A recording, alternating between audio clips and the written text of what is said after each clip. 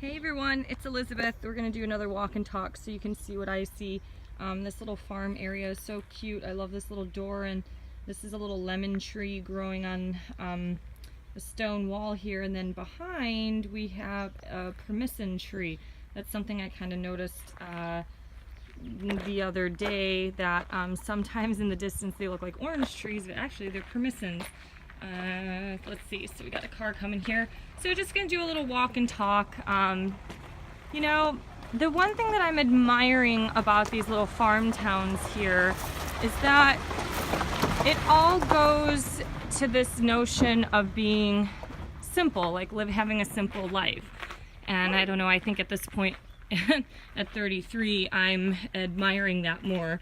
I think I've always been kind of a relatively simple person, but definitely when I did yoga in India at 22, there was a lot of deprogramming that I did, because, you know, it's really common in America to do certain things. Oh my gosh, look at these grapes. You know, it's common in America to want to have certain consumeristic things, like I would just buy stuff just because it was $5 and things like that, and I'm, you know, I don't know. Anyways, I deprogrammed from that, and I think because of living in Germany in 2014 and 15, my ex and I adopted a lot of this minimalist lifestyle, and I think that brought on a lot of happiness. And I think when you travel, there's something very, very liberating about living out of a bag. I think it's absolutely wonderful and amazing to realize that all you need are a few pairs of clothes. Look at these little sunflowers growing next to the arrow, so cute. And the irony is, when I went to Germany with 2 bags of clothes, I only wore like 40% of them. Half of them I didn't even wear. So it's like we really don't need as much as what we need. And you know, this simple type of life that I'm exploring, I guess through this rural area.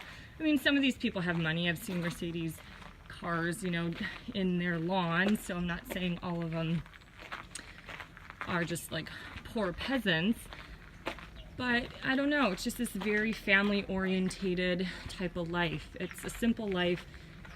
They grow their own crops, and I think being a minimalist is kind of the way to go, because you get a lot of that detachment from the material world and you find a lot of fulfillment within you. And I think this is really, really common once you start to explore some of the, I don't know, I guess, like, all right, if I look at the tech industry, not many people there are spiritual or religious. But when you look at a lot of kind of spiritual or religious people, they do tend to be more simple, because a lot of them, you know, want or do serve God. And, you know, it's like my ex, his family are Jehovah's Witnesses, and his father was a piano tuner. And you know, I worked for the government, and you do see a lot of people who just do simple jobs because they're not really, you know, they're more family orientated. They're trying not to strive to, you know, rise up the chains at some corporation and such. So I just kind of find it interesting. I love this little old abandoned building here. This is super cute.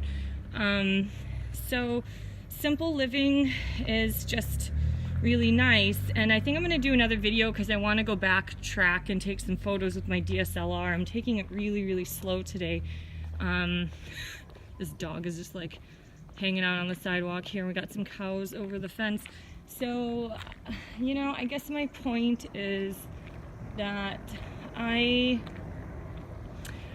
think this is a lot of what my future is looking towards. It's just like a simple person. And, you know, I'm going to do a different video talking about love and relationships and stuff, because I know a lot of my friends are struggling, and that's men and women. I think it's really common to for us to want to have a life partner. I don't think that's an uncommon weird thing, you know, to want nowadays. Life is definitely easier with 2 people. I know that getting divorced and having to be independent again 100%, especially without like support and protection from a man, that was like a huge adjustment.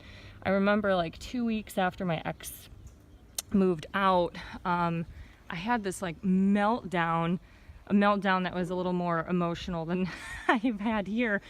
But it was this, yeah, emotional meltdown because I couldn't get a jar of pasta sauce open. And like in the past, I'd be like, oh, you know, Pickles, can you please open, you know, the pasta jar sauce and things like that. And, you know, it's like, oh my God, I had to do all of this on my own. Hey, puppy. So, yeah, anyways, some simple thoughts from a simple little life here in, I actually don't really know what town I'm in. I have to look. I just passed Espirito Santo, so I might be in Uruguay. Anywho, all right, talk to you guys soon. Bye.